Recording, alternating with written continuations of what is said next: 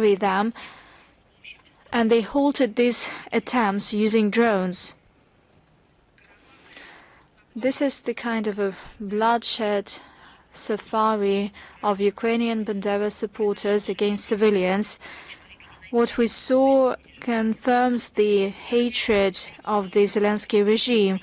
The Kiev regime seeks to exterminate everything in the DPI. It is proven by the account of a civilian, namely in Yatskovka. She said to media outlets, there was a case when Bandera supporter shot her, but he missed, fortunately, when she said hello to the fighters in Russian, and that's why she was the target.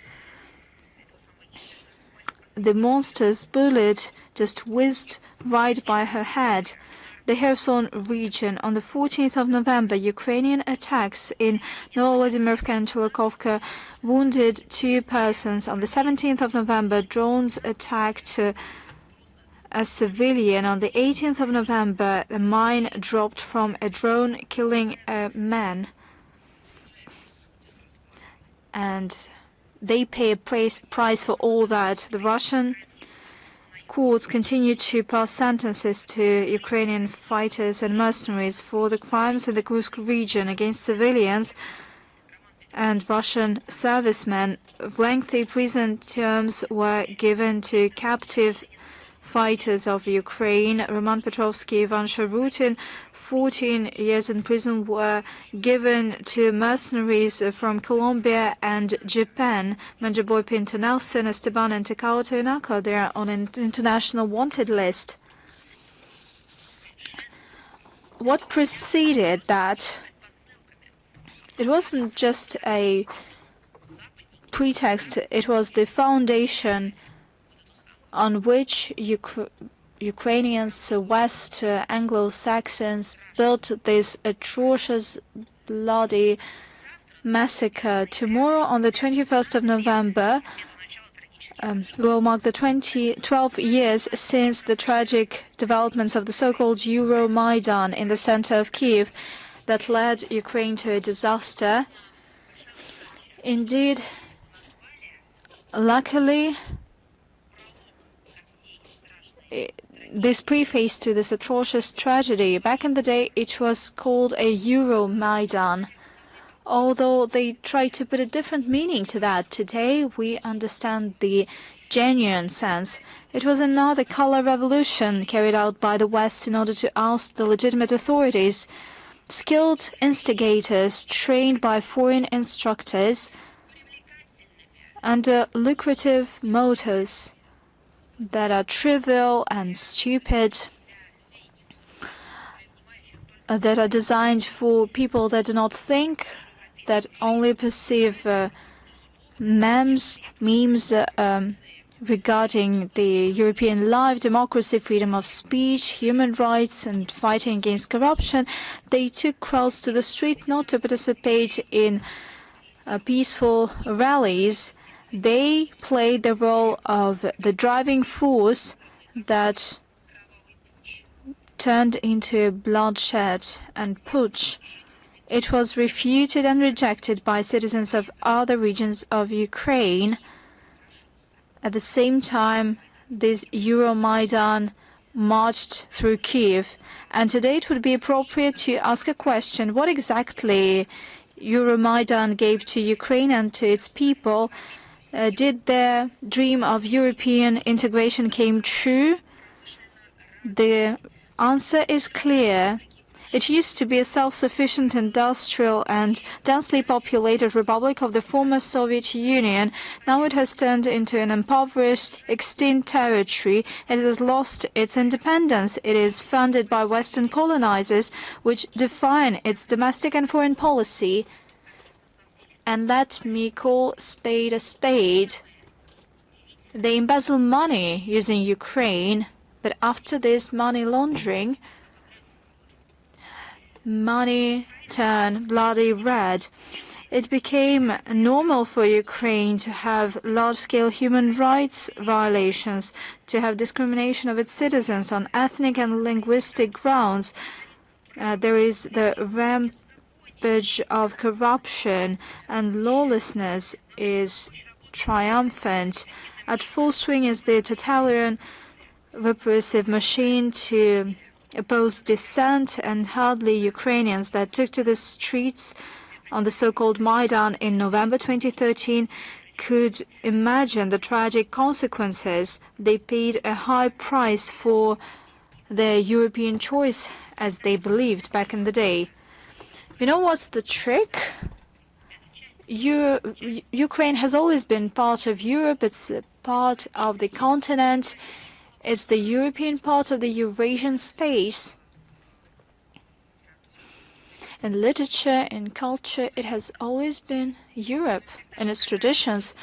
But they were told, no, you have never been a part of Europe, but you can successfully invest and become a part of Europe.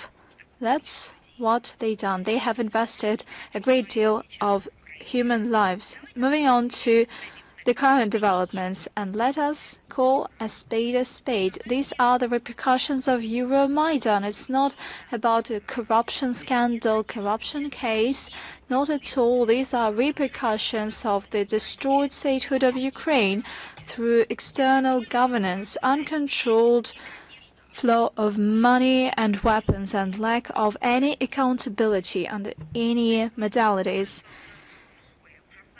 New atrocious details of this scandal are becoming public, but actually we're talking about outright mafia clique, atrocious murderous shenanigans.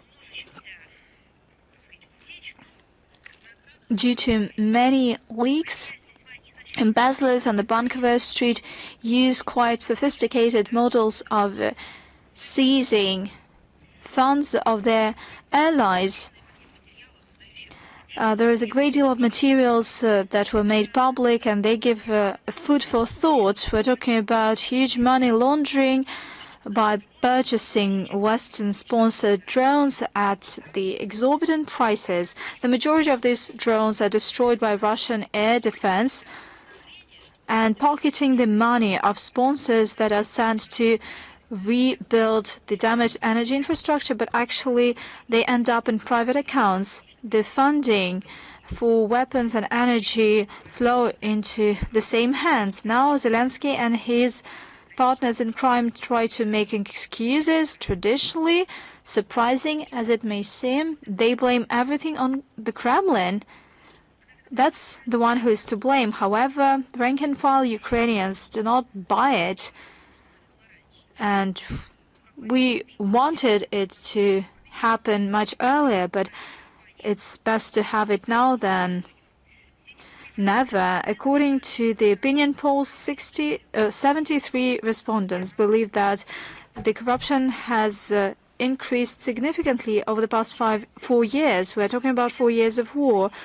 And a quarter of respondents believe that Verkhovna Rada and Zelensky is to blame. 62% support the resignation of Yermak from his post. And given the current developments, these figures could be even much more negative for the Kiev regime. According to Ukrainian sources, the so-called Mindich case made Zelensky ratings drop and plummet. Currently, this rating stands at no more than 20%, and I believe this is the kind of indicator where Zelensky could even be much more successful, so to speak, than his friends in Europe. Emmanuel Macron, Keir Starmer, Friedrich Merz, they set these anti-records. The Western Party of War, as if nothing happened, continue reckless military and financial funneling of the Kiev regime. On the 13th of November, NATO published a decision of Scandinavian and Baltic countries to allocate $500 million to procure American weaponry. Within this initiative, and I name it the prioritized Ukraine requirements list, According to this list, these are no medications or humanitarian assistance, not at all. No education, economic growth, or any kind of development, not at all. We're talking about something that can kill as many Ukrainians as possible. Kill them ultimately. That is something NATO gives money for. On the 14th of November, Defense Minister of Germany, Boris Pistorius, announced Berlin's intention to dip into its pocket once again and to add some 150 million euros. Clearly, the fear of Western establishment to recognize that their project has failed and completely lose trust of the deceived taxpayers prevails over common sense. On the 14th of November, the EU High Representative for Foreign Affairs and Security Policy, the post occupied by Kaja Kallas, in her statement at the press conference of defense ministers of Germany, the UK, Poland, Italy, and France in Berlin, thanked Germany for its decision to increase the annual support to Kiev to 11.5 billion euros. Reportedly, this saves lives of Ukrainians and sets an example for the rest of Europe. What kind of an example does it set?